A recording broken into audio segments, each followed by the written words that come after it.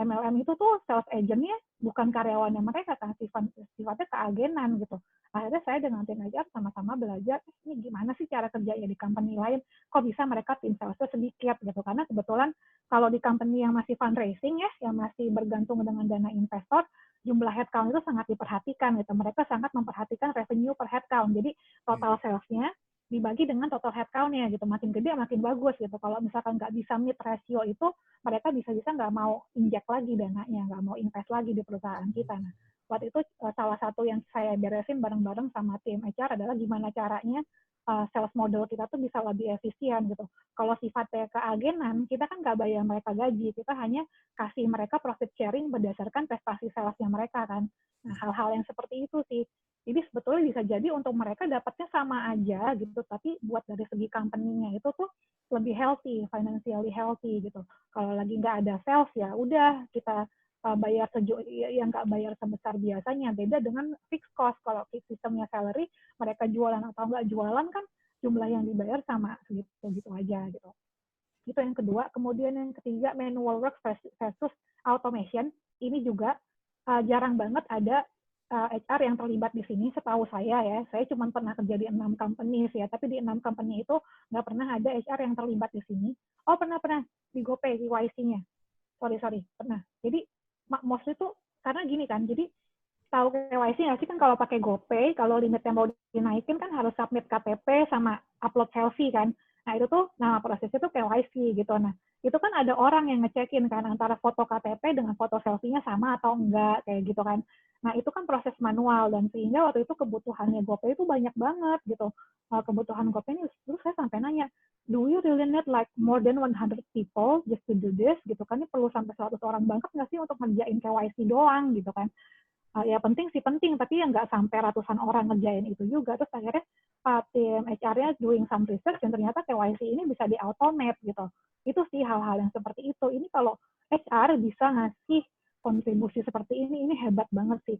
Bukan cuma FT-nya doang, bukan cuma finance controller-nya, bukan cuma CFO-nya yang merasa terbantu, tapi HOD-nya juga, user-nya juga, atau sampai level CEO juga pasti will be very, very impressed sih.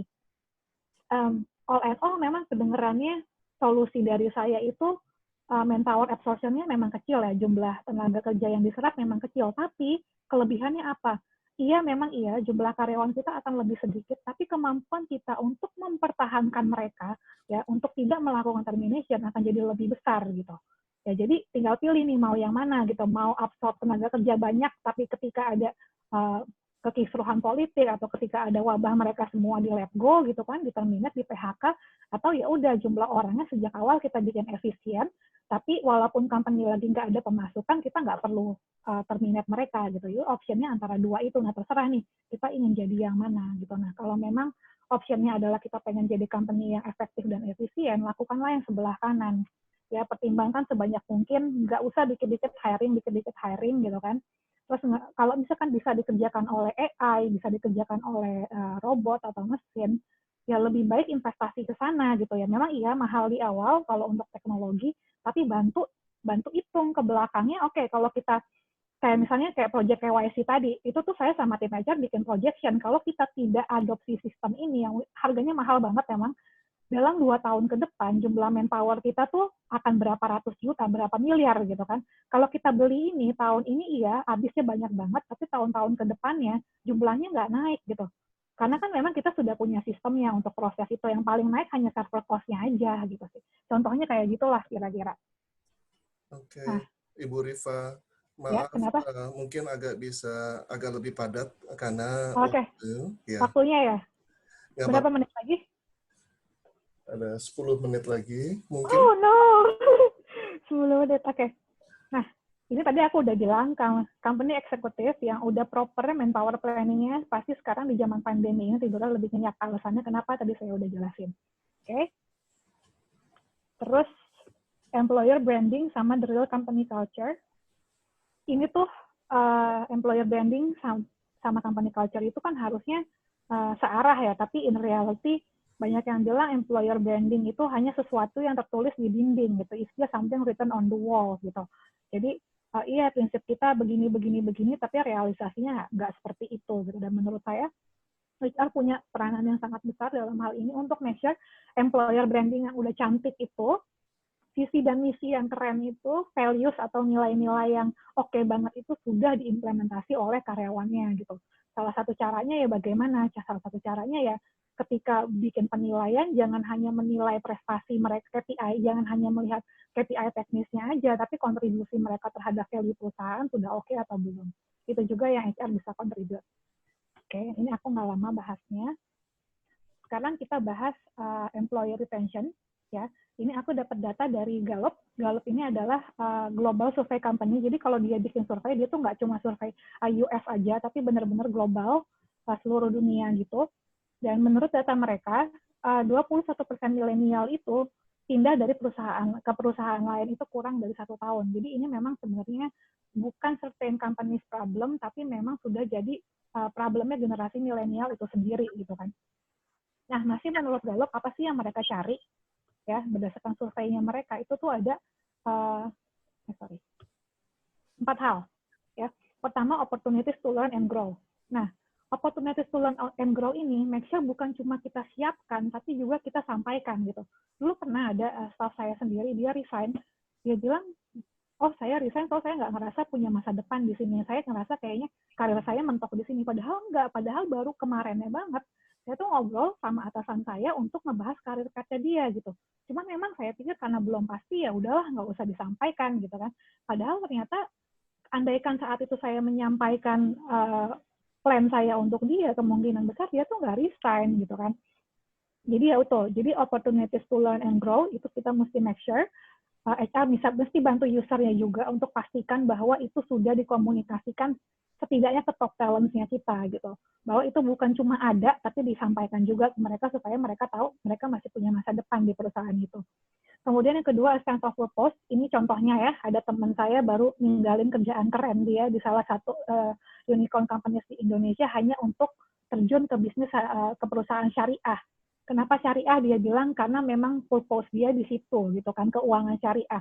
Ada juga yang pindah dari company yang keren banget juga ke social enterprise. Kenapa? Dia bilang karena dia mau making impact gitu. Dan ini generasi milenial ini yang punya purpose seperti ini tuh makin ada gitu. Nah, makanya kita bisa nih user dan HR bersama-sama kasih purpose.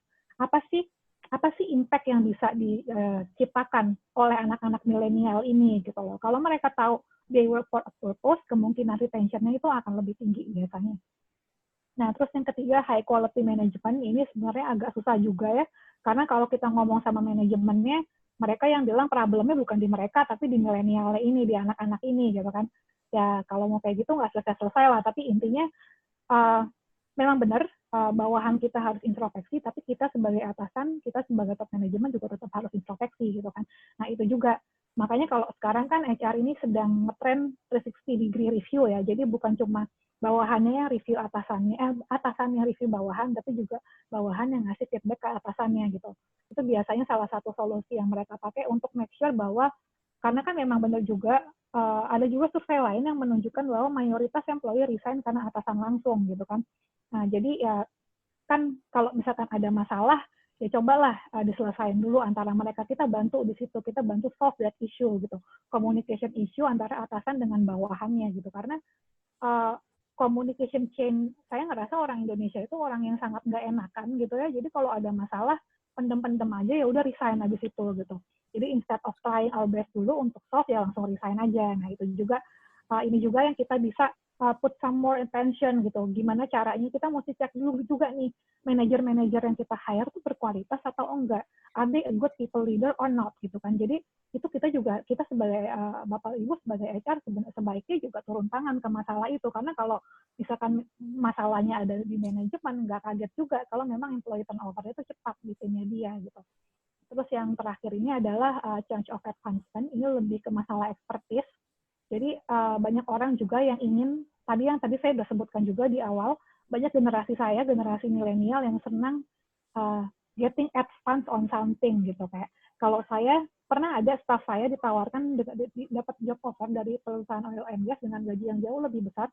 Dia bilang dia ingin stay di sini karena dia bilang kalau dia stay dengan saya, dia bisa jadi ahli dalam financial analyst gitu, karena perusahaannya masih berkembang pesat. Nah, itu coba deh dipikirkan di bidangnya masing-masing, kira-kira change of advancement apa nih yang bisa kita tawarkan kepada employee. Tuh. Oh, terus aku ada punya 2 contoh lagi.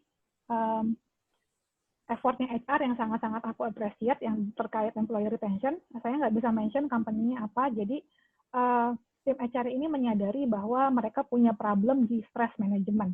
Ya, karyawan di sana itu terkenal stres semua. Pokoknya sampai muncul jokes yang beredar 1 bulan setelah kerja di sana pasti masuk rumah sakit, dirawat di sana segitunya gitu kan. Akhirnya jadi kan ada psikosomatis, apa sih namanya, penyakit gara-gara psikologi, jadi kesehatan fisik terganggu gitu ya. Akhirnya menyadari ada masalah di psikologis karyawannya, company ini tuh sampai bikin panggil psikolog dari luar, karena ini orang-orang di dalamnya bahkan sama HR-nya disuruh curhat juga nggak mau gitu, udah segitu parahnya trust issue di sana gitu kan. Akhirnya HR pikir, oh ya udah, if you cannot trust us, ya udah kita panggil independent psikolog, dan itu berhasil banget sih untuk maintain turnover di sana. Jadi orang-orang tuh lebih mampu untuk maintain stress levelnya mereka. Itu psikolog kayak baru dibuka hari ini, slotnya dia tuh langsung penuh sampai 3 bulan ke depan gitu. Dan orang-orang yang merasa terbantu betulan stay di sana. Itu ide HR yang menurut aku tuh jenius banget dalam employee retention. Kemudian yang kedua pernah juga, jadi dibikin ini kayak project akademi selama setahun gitu kan.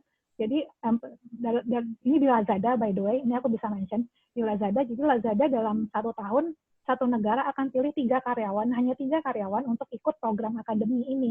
Nah, setiap 3 bulan sekali kita tuh dikirim training ke seluruh penjuru dunia gitu, tergantung topiknya, ahlinya ada di mana gitu.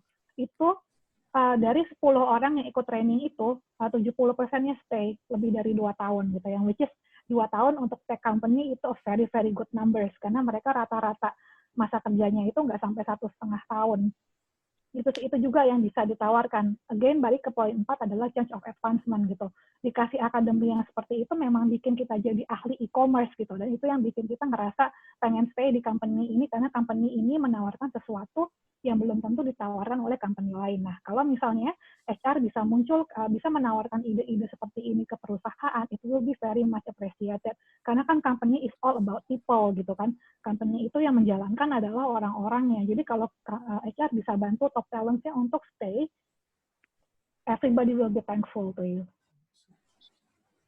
Nah, selanjutnya ini juga yang kita mesti, kalau negative impact of job hopping alias kutu loncat ya, kita sebagai employers pasti tahu ya, kalau banyak yang resign itu cost of doing business-nya jadi mahal gitu kan, jadi mesti pasang iklan lagi, hire headhunter lagi gitu kan, belum lagi ada proses transfer knowledge lagi dari nol gitu kan. Itu kan dari kita sebagai employers-nya. Nah, kita juga harus menekankan kepada para employee-nya juga, apa sih negatif impact untuk mereka sebagai employee kalau mereka ini suka pindah-pindah kerja, nggak nyampe setahun pindah gitu. Akibatnya apa?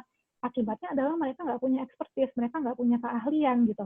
Karena akhirnya mereka udah 10 tahun kerja, tapi kok ternyata skill-nya mereka nggak jauh beda dengan fresh graduate. Nah, itu nih. Karena kan nggak semua orang pindah-pindah untuk pindah ke pekerjaan yang lebih baik kan. Kadang-kadang kan pindah hanya karena kesal dengan bosnya, pindah hanya karena capek gitu. Mereka nggak peduli yang selanjutnya lebih baik atau enggak. Akhirnya ketika mereka pindah kayak ngulang dari nol lagi terus gitu. Nah, kalau misalkan tim HR bisa menanamkan pemahaman seperti ini, transfer pemahaman seperti ini ke employee-nya, ini juga bisa punya pengaruh yang positif ke employee retention. Nah, kemudian yang ini, visibility review on strategic decision. Contoh yang aku pengen ambil adalah, sebelum ke sana adalah, aku pengen tanya dulu nih, misalkan ada strategic meeting gitu ya, seberapa sering sih tim HR-nya diundang gitu kan? Itu tuh nggak semua company melakukan ini, aku tahu banget gitu. Dan aku tuh baru tahu betapa HR itu bisa ngasih valuable insight, karena di company aku, di salah satu anak perusahaannya Gojek, Mapan namanya, mereka itu suka ngundang, mereka pasti mengundang head of HR juga untuk duduk di strategic meeting gitu. Dan itu tuh dia tuh suka kasih insight yang nggak kepikiran sama saya, yang umumnya tuh soal pengaruhnya ke people gitu. Kayak karena kan ketika kita making decision gitu, saya tuh cuma tahu knowledge saya sebagai user hanya sebatas saya dan tim saya aja. Saya nggak tahu nih dampaknya untuk orang-orang yang bekerja di lapangan, bahkan untuk customers yang in the bottom of the pyramid gitu kan. Karena waktu itu mereka ke low income community gitu kan. Nah, karena HR ini punya people skill yang sangat tinggi gitu, keputusan yang sangat gegabah itu bisa mereka koreksi gitu. Mereka bisa lihat, ya oke, tapi ada resikonya akan menimbulkan konflik yang seperti apa gitu. Nah itu tuh very valuable insight sih, dan ini akan makin terasa kalau apa? Kalau merger, ya ini juga makin terasa. Jadi kan zaman sekarang lagi ngetren banget ya, company A akuisisi perusahaan B gitu kan. Banyak banget gitu kan, Tokopedia akuisisi Bright Story, Gojek akuisisi siapa gitu kan, Mitra dan yang lain-lainnya, itu udah makin ngetren gitu. Dan ada data dari Harvard Business Review bahwa 70-90% merger itu gagal, merger dan akuisisi itu gagal. Kenapa? Karena orang-orangnya berbenturan setelah digabungkan gitu. Gagal sehingga akhirnya mereka ini lupa tujuan awal dari M&A ini, dari merger dan akuisisi ini tuh apa gitu. Nah, akhirnya company zaman sekarang ketika mereka mau melakukan akuisisi, mereka tuh hiring consulting company gitu yang background-nya HR gitu. Saya jadi bingung, kenapa harus hiring third party? Emangnya internal HR kita nggak bisa handle sendiri gitu kan? Bisa loh harusnya gitu kan. Jadi itu juga strategic decision di mana tim HR tuh bisa bantu feedback, kasih feedback gitu. Jangan sampai ketika merger dilakukan, kan merger pasti ada tujuannya. Misalkan merger karena pengen mengambil alih sistem yang digunakan, ya ditukar dengan tenaga kerja yang lebih capable gitu. Jadi misalkan company A menawarkan sistemnya, company B menawarkan people-nya gitu kan. Biasanya merger acquisition itu seperti itu gitu. Tapi ternyata setelah digabung nih lupa kalau tujuannya tuh itu gitu. Nah itu juga, ini people management ya, it's like about moving people, transforming people. Dan HR tuh bisa punya peranan besar banget di sini gitu. Kalau kita bisa doing this internally, kenapa harus bayar fee sampai ratusan juta, bahkan sampai miliaran ke third party consultant gitu kan, hanya untuk managing the people from two companies. Nah, terus ini, lalu gimana caranya supaya HR tuh dilibatkan gitu ya dalam hal-hal yang sifatnya strategic decision gitu kan. Memang enak kalau sejak awal CEO-nya yang nawarin kalian untuk ikut gitu kan. Tapi kalau kalian CEO kalian kebetulan nggak seperti itu, gimana caranya gitu kan. Nah, kita nggak akan dilibatkan ya kecuali mereka tahu betapa kita bisa bermanfaat untuk mereka gitu loh. Jadi cara step awalnya gimana, mereka nggak akan tahu kita punya ide kalau kita bahkan nggak menyuarakan ide itu gitu. Jadi ini selalu saya bilang sama semua peserta webinar saya atau offline training gitu kan, kalian nggak usah tunggu ditanya maunya apa gitu kan, kalian nggak usah ditanya punya ide apa, sodorin aja langsung gitu kan. Why don't we do this, why don't we do that gitu, ini kenapa begini, kan sebaiknya begini gitu loh. Itu hal-hal yang seperti itu jemput bola aja, nggak usah nunggu ditanyain gitu. Nanti ketika suatu saat kita ring the bell, kita berhasil menyuarakan sesuatu yang dibutuhkan oleh perusahaan tanpa diminta pun gitu kan, tanpa diminta lagi pun mereka akan ingin kita ikut terlibat di situ gitu. Ya, itu juga sama banget kayak finance juga sama. Dulu tuh waktu awal-awal saya kerja di finance tuh kayak cuma tukang bayar-bayar aja gitu, cuma kayak kasir gitu kan. Tapi saya bilang no, I can do much more than this gitu kan. Ya itu contohnya tadi sudah saya sebutkan juga gitu kan. Ya udah, ketika mereka melihat saya bisa jadi value added, bukan cuma saya ya, saya dan tim gitu ya. Ketika mereka bisa lihat saya dan tim ini bisa jadi value added, ya udah setiap kali mereka punya strategic meeting, mereka pasti ngundang tim saya gitu. Tim saya nggak ada, mereka akan reschedule kayak gitu sih. Segitunya gitu, karena mereka bisa ngelihat betapa pentingnya, betapa kritikalnya peranan tim saya di sana, dan itu hal yang sama bisa juga dilakukan oleh tim HR ya. Karena gini kan, karena orang lain juga nggak tahu kita tuh pintar kalau kita nggak menunjukkan keahlian kita gitu kan. Itu sih. Nah, terus ini juga tadi udah saya sebutkan, kita mungkin tidak mendapatkan pekerjaan yang kita inginkan kecuali kita minta gitu. Jadi kalau memang teman-teman di sini pengen punya peranan yang lebih strategis, ya minta aja gitu. Jangan nunggu ditawarin gitu. Just go ask it gitu kan. Nanya juga nggak harus dalam formal di ruang meeting kan, bisa juga over coffee break, over lunch time kayak gitu. Jadi ini pun sama, saya juga pernah lakukan ketika saya udah bosen kerja di accounting, ketemu sama bos di bawah di coffee shop, saya ngomong, gimana kalau saya mulai ngerjain financial planning karena udah bosan di accounting kayak gitu. Itu pertama kalinya saya step in di strategic management tuh sejak saya mulai manage financial planning juga. Itu sekitar 3 atau 4 tahun yang lalu. Gitu sih. Nah, terus di sini saya juga pengen share pentingnya HR as a role model. Oke. Nah, di sini untuk kita bisa mencapai for us to be wanted gitu ya, buat kita mendapatkan respect dari orang lain, diinginkan oleh orang lain, kita harus bisa jadi role model juga kan untuk mereka. Nah, ini saya belajar dari salah satu atasan saya. Dia pernah negur saya karena katanya saya sendiri bikin budget untuk divisi finance itu terlalu boros. Beliau bilang, kalau kamu sebagai finance manager boros, orang lain nggak akan mau berhemat karena mereka mikir finance manajernya juga boros gitu kan. Nah ini sama nih dengan HR gitu kan. Kalau pengen company divisi lain itu rekrutmennya efisien gitu, dan tim HR itu sendiri juga harus efisien. Karena ini benar pernah terjadi di salah satu company pernah saya kerja, tim HR itu bahkan lebih besar jumlah orangnya dibanding tim finance, yang which is itu nggak common sebenarnya kan. Itu sih. Jadi gimana kita bisa mengingatkan orang untuk jangan hiring berlebihan kalau kita sendiri hiringnya berlebihan kan. Nah, terus yang kedua healthy culture. Nah, ini yang sering kali saya temui adalah tim HR tidak menjaga kerahasiaan gaji gitu. Nah, akhirnya kalau misalnya, dan alasan kenapa tadi di company yang saya ceritakan karyawannya stres tapi nggak mau curhat sama HR, yang nggak mau terbuka isunya apa, nggak minta mediasi, karena mereka nggak melihat HR itu sebagai good role model untuk masalah culture gitu. Bisa-bisanya gaji orang tuh tersebar kemana-mana, kayak gitu kan, hal-hal yang sifatnya confidential gitu. Jadi itu hanya salah satu contoh ya untuk culture. Jadi semua value yang diterapkan perusahaan, tim HR-nya, mulai dari staff-nya sampai chief-nya atau direkturnya, itu harus melakukan hal yang sama dulu gitu. Nah, terus yang ketiga adalah masalah leadership. Nah, kalau kita pengen mengarahkan leadership-nya orang lain, seperti sebagai mediator yang saya jelaskan di awal, ya kitanya sendiri juga harus punya good quality of leadership juga kan gitu. Jadi karena kan orang lain suka mikir gini, emang siapa lo gitu kan, nasehatin gue, lo sendiri leadership-nya berantakan. Walaupun sebenarnya kalau saya pribadi, saya sih nasihat baik akan saya ambil dari siapapun, terlepas orang itu seperti apa ya, tapi kan nggak semua orang seperti itu gitu. Nah, most people adalah akan ngembalikin ke kita gitu. Kalau kita nyeramahin orang lain tentang leadership, tapi kita sendiri nggak punya kualitas leadership, itu ya susah gitu. Kita pengen punya peranan strategis, tapi kita tidak dianggap mampu leading people untuk mengarah ke sana, yang nggak akan didengar juga. Terus yang keempat adalah masalah performance gitu.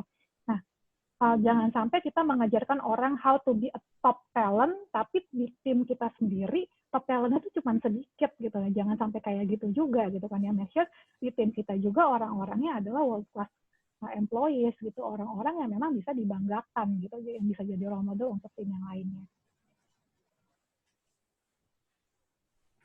Nah, terus ini adalah penting. Kenapa jadi role model itu penting? Karena salah satu kunci kekuatan HR untuk menapaki tangga karir yang lebih strategis adalah people knowledge-nya gitu kan. Itu adalah strength kalian yang tidak dimiliki oleh, yang belum tentu dimiliki oleh chief yang lainnya, oleh direksi yang lain, jajaran direksi yang lainnya. Tapi untuk kita jadi jago dalam hal people, kita harus punya pengalaman dalam hal menyelesaikan banyak people problem dulu kan. Nah, tapi gimana kita punya banyak pengalaman di people problem solving kalau bahkan orang ketika ada masalah nggak mau datang ke kita gitu.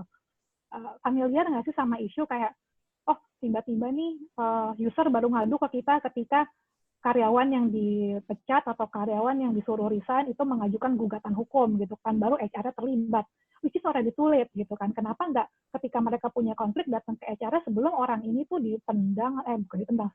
sebelum orang ini disuruh paksa resign, sebelum orang ini terminate, kenapa nggak before that gitu, kenapa baru datang ketika udah ada kerusakannya, udah ada damage-nya gitu. Nah, kuncinya adalah orang harus comfortable dulu nih untuk datang ke kalian sebelum masalahnya muncul gitu loh. Caranya gimana? Caranya adalah dengan 4 hal ini tadi, dengan menjadi role model. Kalau mereka sudah melihat kalian sebagai role model, ketika mereka punya people problem, kalian orang pertama yang akan mereka hubungi. Dan saya pernah punya satu company yang HR itu benar-benar kayak people partner saya banget. Setiap kali saya punya masalah yang udah saya nggak bisa handle dengan bawahan saya atau dengan atasan saya, dia tuh teman diskusinya saya gitu. Dan yang bisa dipercaya, bukan yang saya curhat terus dia ceritain lagi ke orang-orang lain gitu kan, nggak seperti itu gitu. Again, masalah trust, harus bisa menunjukkan oh culture yang sehat itu seperti ini gitu. HR future career, ya kenapa enggak jadi CEO dan entrepreneur gitu, kenapa cuma sampai chief people, enggak cuman ya, chief people officer juga prestasi yang besar gitu, tapi I mean if you can go even higher gitu ya kenapa enggak gitu kan, bermimpilah setinggi-tingginya gitu kan. Ya udah setinggi-tingginya ya, kalau kalian memang punya keinginan jadi CEO, ingin jadi entrepreneur, ya kenapa enggak gitu. Karena sebenarnya ini saya pernah baca artikel yang bagus banget dari Jeremy, saya juga nggak tahu cara bacanya gimana, dari Jeremy ini, kenapa HR leader itu harus jadi CEO. Dia bilang yang pertama, mereka itu bisa increase human capital ya. Human capital ini contoh baiknya itu adalah ketika tadi masalah merger itu gitu kan, contohnya di situ gitu, itu kan human capital gitu. Suatu project bisa batal gitu kan, suatu pekerjaan bisa berantakan, itu bukan karena teknisnya belum siap, tapi bisa juga karena people-nya yang nggak siap, human capital-nya yang nggak ready gitu. Jadi sedangkan the main goal of a company is about moving people gitu, menggerakkan orang-orang. That's the key point of leadership gitu. Dan kalau HR yang capable, HR yang sudah terbiasa solving people problem, mereka akan bisa increase human capital di company yang bersangkutan. Nah, poin yang kedua itu adalah mereka bisa memunculkan rasa aman secara psikologis. Rasa aman seperti apa? Kayak kenapa sih banyak orang takut berpendapat ya? Karena ketika mereka berpendapat nanti malah diserang gitu, pendapat lo jelek gitu, terus orang jadi kapok gitu. Atau misalkan ada masalah, mereka ada kecurangan nih, ada korupsi, mereka pengen whistleblowing gitu kan, tapi akhirnya kayak ada yang lagi akhir-akhir ini lagi populer kan Amazon ya. Jadi ada beberapa employee whistleblow soal kesehatan di gudangnya Amazon, karyawannya nggak dikasih masker, mereka nge-blow up masalah itu, langsung dipecat karyawan yang bersangkutan. Nah, andalkan CEO-nya adalah seorang HR, saya yakin nggak sampai segitunya. Akhirnya karena itu dilakukan oleh Amazon, jadi sorotan dunia gitu. Beritanya jadi kesana-sana gitu. Tapi andaikan CEO-nya punya people knowledge yang memadai, mereka nggak akan sampai seperti itu. Mereka akan menghargai rasa aman psikologis daripada employee-nya gitu. Nggak akan berhasil masuk ke berita bahwa mereka mencat orang hanya karena whistleblowing gitu. Hanya karena mereka memperjuangkan kebenaran di perusahaan itu gitu. Kemudian yang ketiga adalah mereka bisa membantu membangun trust internally and externally. Ini juga sama, paling nggak enak banget kerja, ini saya udah sering banget ngobrol juga sama teman-teman saya juga di kantor, paling nggak enak kerja di perusahaan di mana kita rasanya udah nggak bisa percaya sama siapapun gitu. Itu udah paling nggak enak. Mau ngomong sama bawahan, takut nanti diomongin sama bawahannya, pengen ngomong sama atasan, takut nanti atasan yang nggak suka gitu kan, takut nanti malah dijadikan kambing hitam gitu, kita melakukan kesalahan kalau ngaku nanti malah dijadikan kambing hitam kayak gitu, itu kan trust levelnya udah jelek sekali gitu. Nah, kalau misalkan a good people manager bisa duduk di level CEO, itu tuh sebetulnya value untuk perusahaannya sangat besar. Kenapa? Employee retention-nya bagus, dan orang dimanapun ya, orang sepintar-pintarnya akan lebih maksimal kontribusinya, performance-nya kalau mereka tuh nggak stres gitu kan. Ya stres pasti terjadi gitu, tapi maksudnya kalau kita bisa minimize stress levelnya, bisa diminimalkan, itu memang performa mereka tuh akan jauh lebih bagus. Jadi so imagine kalau kita punya CEO yang sangat mature, itu company-nya bakalan jauh lebih enak sih. Itulah kenapa menurut Jeremy di sini sebenarnya HR itu adalah kandidat yang pas untuk duduk di level CEO, tapi dengan syarat jangan hanya punya people knowledge, harus tetap paham marketingnya juga, operationnya juga, finance-nya juga, gitu kan. Jadi kesimpulannya di sini adalah, kalau tadi katanya top of mind HR adalah hanya rekrutmen, sebenarnya enggak. Soal HR itu tidak dimulai hanya ketika mulai rekrut dan tidak berakhir setelah kandidatnya hiring, karena kan sebelum merekrut harus ada manpower planning and budgeting-nya dulu gitu kan. Kemudian setelah hiring ya bagaimana caranya employee retention-nya bagus. Jadi kalau misalkan tim praktisi HR di sini punya pemahaman dan punya kepercayaan diri, yang paling penting itu kepercayaan diri untuk melakukan ini, ya bahwa kalau kalian bisa melakukan berkontribusi lebih dari sekedar rekrutmen, sebenarnya saya yakin banget posisi yang strategis di perusahaan itu bisa jadi milik kalian juga. Bahkan kalau kalian mau jadi entrepreneur, sebenarnya nggak mesti juga kalau HR itu nanti company-nya itu bikin bisnis sendiri di bidang headhunting, ya nggak juga gitu. Kalau mau bikin bisnis apapun bidang usahanya, ya key assetnya adalah people-nya kan. Jadi sebenarnya itu pengalaman yang good people manager itu very very hard to find gitu kan. Kalau kalian udah punya itu sebagai strength kalian, maka manfaatkan gitu. Tinggal kalian perkaya aja knowledge kalian, yang lain-lainnya gitu kan, supaya kalian bisa jadi one full package gitu. Jadi orang yang serba bisa, bukan cuma ngerti people management-nya, tapi ngerti juga how the company is working. Nah, ini terakhir dari saya, menurut saya HR itu bukan hanya support function, tapi harus bisa jadi business partner untuk divisi lain, dan juga bisa menjadi the heart of the organization, atau kayak hati atau sentral dari perusahaan itu sendiri. Nah, kalau kita sebagai HR sudah bisa punya peranan ini dan masa depan karir kalian sih insya Allah harusnya ada karir path-nya, bisa cerah juga. Gitu. Jadi nggak mesti yang CEO atau mesti dari marketing aja atau dari finance aja. So you guys have the equal opportunity to do that. Ya, demikian dari saya Pak Bowo. Luar biasa. Bahwa benar sekali. Kalau saya boleh ambil beberapa poin bahwa Ya.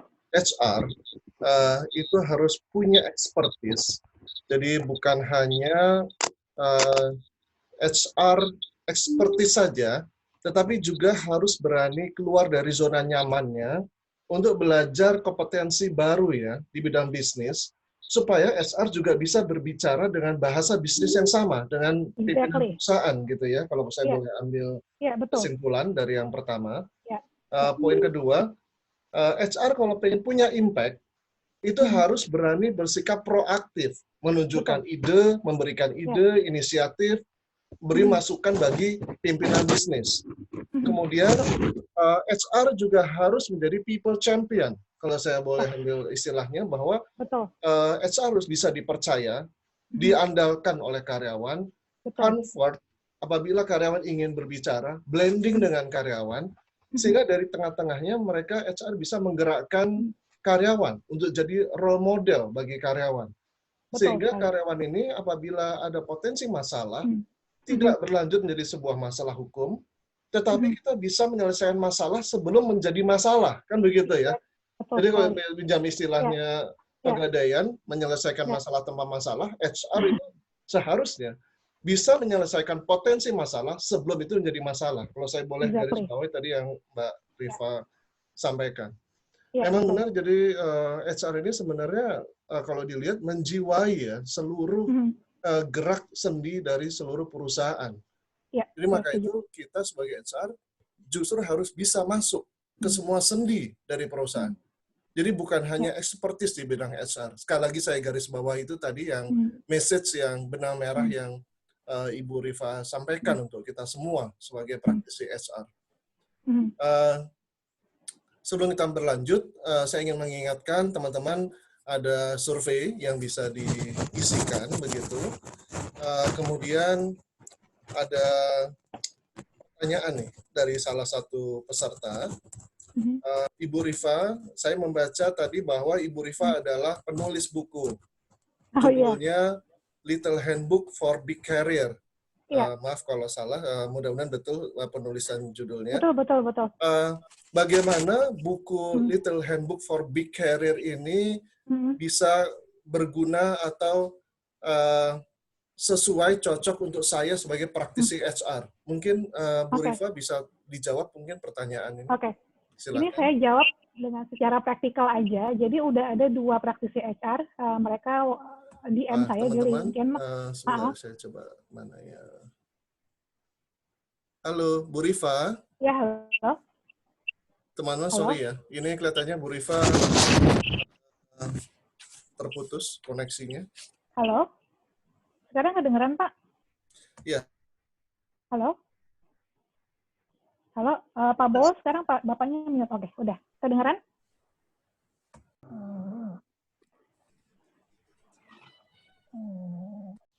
Halo? Halo? Pak Bowo? Iya, sorry. Oke. Saya agak terganggu tadi speakernya. Sorry, Bu Rifa. Ya. Iya, tadi aku udah jawab. Iya, sudah dijawab. Ya. Oke, saya lagi melihat ke catatan saya, apakah ada pertanyaan tambahan dari teman-teman. Ya. Teman-teman silahkan kalau ada yang mau raise hand supaya saya bisa melihat kalau ada yang mau mengajukan pertanyaan secara langsung mungkin. Silahkan.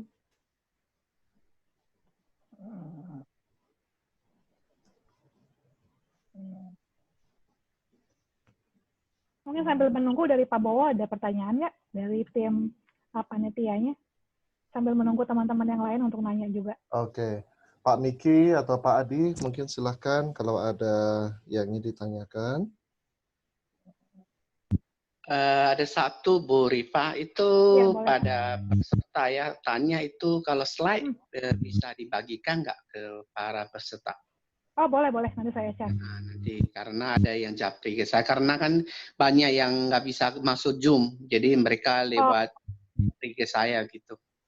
Oke, sure. Oke, Nanti saya makasih. akan share ke Pak Bowo filenya ya. Ya, Ya, boleh. Bu. Kasih saya Oh, ya, Pak Bowo, Bu. boleh. Oke. Ya, makasih Bu. Ya. Ini memang atensinya luar biasa nih, teman-teman pada malam hari ini. Walaupun tadi mungkin hari ini banyak yang berpuasa, sudah seharian bekerja juga, sampai jam segini masih bertahan mengikuti sharing session ini. Thank Jumlahnya you. sangat banyak ini.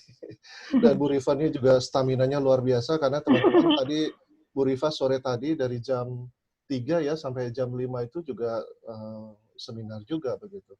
Dan Iya. kita nih sangat berterima kasih sekali dari praktisi HR. Saya pribadi, walaupun saya sudah 25 tahun, hampir 26 tahun saya berprofesi sebagai HR, namun kadang-kadang di sela-sela rutinitas saya ini banyak hal-hal yang saya sempat terlupa begitu ya. Dan malam hari ini Bu Rifa ini menyentil hal-hal yang kadang-kadang saya sudah hampir lupa.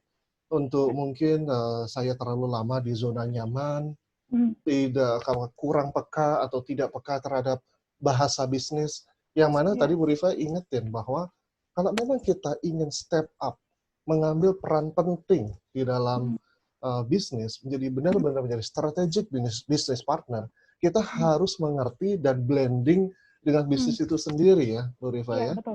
betul sekali. Jadi bukan hanya expert di bidang HR, namun kita juga harus tahu bagaimana cash flow, bagaimana baca laporan keuangan perusahaan, bagaimana kita bisa memberikan advice kepada pimpinan perusahaan. Kalau kita nggak ngerti bagaimana menghitung biaya operasional, apakah kita untung apa rugi, bagaimana kita bisa memberikan masukan kepada pimpinan perusahaan.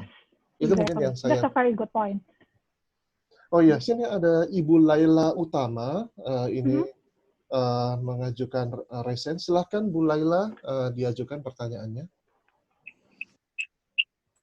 Iya, selamat malam, Mbak. Selamat malam, Ibu. Iya, cukup senang mendengarkan dari Mbak Rifa nih, langsung to the point, sharp gitu kan. Dan memang lebih banyak isu di HR adalah seperti itu kurang lebih. Saya sendiri mengakui bahwa kadang-kadang jadi HR, kita jadi tong sampah. Itu yang pertama.